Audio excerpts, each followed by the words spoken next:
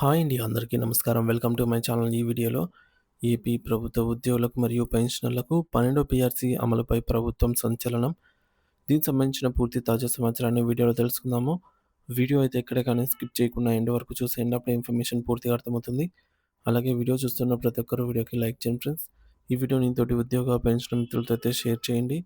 కొత్తగా మన ఛానల్ చూస్తున్నవారు ఇంకా ఎవరైనా సబ్స్క్రైబ్ చేసుకోకపోతే వెంటనే మన ఛానల్‌ని సబ్స్క్రైబ్ చేసుకోండి. సో, దీని ద్వారా నేను చేసే లేటెస్ట్ వీడియోస్ అన్నీ మీ వరకు రీచ్ అవుతాయి. ఇక ఆలస్యం చేయకుండా వివరాల్లోకైతే వెళ్ళిపోదాము. ఫ్రెండ్స్, ఇక విషయానికొచ్చినట్టయితే ఆంధ్రప్రదేశ్ రాష్ట్ర యంత్రాంగంలో కీలక పాత్ర పోషిస్తూ రాత్రింబవళ్లు ప్రజల కోసం శ్రమిస్తున్న లక్షలాది మంది ఉద్యోగులకు 12వ పే కమిషన్ 12థ్ పీఆర్సీ ప్రకటించే ఆలోచన ప్రస్తుత ప్రభుత్వానికి అసలు లేదనే బలమైన మరియు చేదు సంకేతాలు ఇప్పుడు స్పష్టంగా వెలువడుతున్నాయి. ఇది కేవలం ఒక పరిపాలనాపరమైన జాప్యం మాత్రమే కాదు, వేల సంఖ్యలో ఉన్న ఉద్యోగ కుటుంబాల ఆర్థిక స్థిరత్వాన్ని మరియు వారి భవిష్యత్తు ప్రణాళికను దెబ్బతీసే అంశంగా కనిపిస్తోంది. రాష్ట్ర వ్యాప్తంగా ఉన్న వివిధ ప్రభుత్వ శాఖల ఉద్యోగులు, క్షేత్రస్థాయిలో పనిచేసే సిబ్బంది మరియు ముఖ్యంగా విద్యా వ్యవస్థను నడిపించేటటువంటి ఉపాధ్యాయ వర్గాలు ఈ 12 పీఆర్సీ ద్వారా తమ జీతాలు పెరుగుతాయని ఎంతో ఆశగా కళ్ళు కాయలు కాసేలా ఎదురుచూశారు. అయితే ఇటీవల అత్యంత ప్రతిష్టాత్మకంగా జరిగిన అసెంబ్లీ బడ్జెట్ సమావేశాల్లో ఆర్ ఆర్థిక మంత్రి ప్రసంగంలో గాని, ప్రభుత్వ విధాన నిర్ణయాల్లో గాని, పీఆర్సీ గురించి కనీసం ఒక్క మాట కూడా ప్రస్తావించకపోవడం అందరినీ విస్మయానికి గురిచేసింది. సాధారణంగా బడ్జెట్ అనేది రాబోయే ఆర్థిక సంవత్సరానికి సంబంధించిన ప్రభుత్వ ప్రాధాన్యతలను తెలియజేస్తుంది. కానీ అందులో ఉద్యోగుల వేతనాల సవరణ ఊసే లేకపోవడం వల్ల ప్రభుత్వం వారి సంక్షేమాన్ని పక్కన పెట్టిందనేది అర్థమవుతోంది. కొత్త పీఆర్సీ ప్రకటనకు సమయం పడుతుంది అనే ఉద్దేశ్యంతో ఉద్యోగులకు కనీసం 27% లేదా 30% మధ్యంతర భృతికి సంబంధించి అధికారిక ప్రకటన వస్తుందని ఎంతో ధీమాతో ఉన్నారు. పెరిగిపోతున్న పెట్రోల్ ధరలు, గ్యాస్, నిత్యావసర వస్తువుల ధరలు మరియు తమ జీవన ప్రమాణాలను కాపాడుకోవడానికి ఈ ఐఆర్ అనేది ఒక తాత్కాలిక ఊపిరి లాంటిది. కానీ దీనిపై కూడా ప్రభుత్వం ఎటువంటి అప్డేట్ ఇవ్వకపోవడం ఉద్యోగ వర్గాల్లో తీవ్ర నిరాశను మరియు అభద్రతా భావాన్నయితే నింపింది. ప్రభుత్వానికి తమ కష్టాలు పట్టడం లేదనే ఉద్యోగుల్లో ఈ భావన బలంగా నాటుకుపోతోంది. దీనివల్ల వారి పనితీరుపై కూడా ప్రభావం పడే అవకాశం ఉంది. ప్రస్తుత ప్రభుత్వ వైఖరిని గమనిస్తుంటే ఉద్యోగుల పట్ల ఒక రకమైన నిర్లక్ష్య ధోరణిని అవలంబిస్తున్నట్టు స్పష్టంగా కనిపిస్తోంది. విశ్లేషకులు ఈ మేరకు భావిస్తున్నారు. ఎన్నికల సమయంలో ఇచ్చిన హామీల ప్రకారం కూటమి ప్రభుత్వం అధికారంలోకి వచ్చిన వెంటనే ఉద్యోగులకు మధ్యంతర ఊరట ఐఆర్ కల్పిస్తామని, పాత పెండింగ్ బకాయిలను క్లియర్ చేస్తామని స్పష్టమైన వాగ్దానాలు చేశారు. కానీ నెలలు గడుస్తున్నా ఆ హామీలు అమలు కాకపోవడంతో తాము కేవలం ఓటు బ్యాంకు రాజకీయాలకు మాత్రమే పరిమితమయ్యారా అని ఉద్యోగులు తీవ్ర అసంతృప్తి వ్యక్తం చేస్తున్నారు. రాష్ట్ర ఆర్థిక పరిస్థితి సాకుగా చూపిస్తూ ఉద్యోగుల హక్కులను కాలరాయడం సరికాదని, తక్షణమే కనీసం 30% మేర ఐఆర్ ప్రకటించి తమను ఆదుకోవాలని ఉద్యోగ సంఘాలు ముక్త కంఠంతో డిమాండ్ చేస్తూ ఉన్నాయి. మరోవైపు ప్రభుత్వంలో అతి తక్కువ వేతనాలతో పనిచేస్తూ ఉన్నటువంటి ఔట్‌సోర్సింగ్ మరియు కాంట్రాక్ట్ ఉద్యోగుల పరిస్థితి మరీ దారుణంగా తయారైంది. ఎన్నికల మేనిఫెస్టోలో వీరికి సమాన పనికి సమాన వేతనం ఇస్తామని, ఉద్యోగ భద్రత కల్పిస్తామని హామీలు ఇచ్చినప్పటికీ అధికారంలోకి వచ్చిన తర్వాత వారిని పూర్తిగా విస్మరించారనే ఆరోపణలొస్తున్నాయి. ఈ వర్గాల వారు ఎదుర్కొంటున్నటువంటి ఆర్థిక ఇబ్బందులను ప్రభుత్వం కనీసం పట్టించుకోవటం లేదు సరి, వారి కుటుంబాలను వీధిన పడేలాగా అయితే చేస్తున్నట్టు భావిస్తున్నారు. కేవలం ప్రచారానికి పరిమితం కాకుండా క్షేత్రస్థాయిలో ఉన్న ఉద్యోగుల కన్నీళ్లను తుడవాల్సిన బాధ్యత ప్రభుత్వంపై ఉండాలని వారు గుర్తు చేస్తూ ఉన్నారు.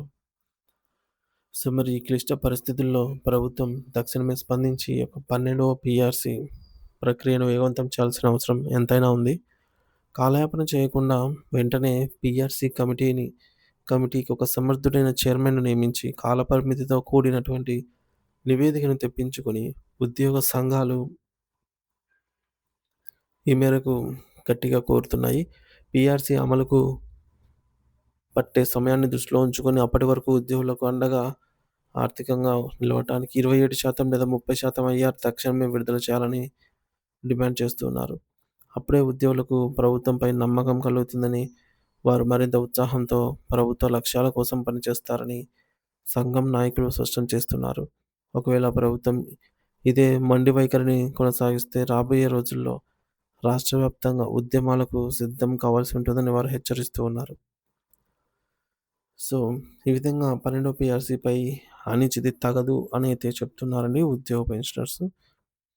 సో, నిజానికి 12వ పీఆర్సీ అనేది జూలై 2023 నాటికి అమలు కావాల్సి ఉండగా, సో, ఇప్పటికి ఎటువంటి నిర్ణయం తీసుకోలేదు. దాదాపు 32 నెలలు గడిచిపోయింది. మరి కొద్ది నెలలు ఉంటే ఇంకో 4 నెలలుంటే 3 సంవత్సరాలు పూర్తవుతుంది.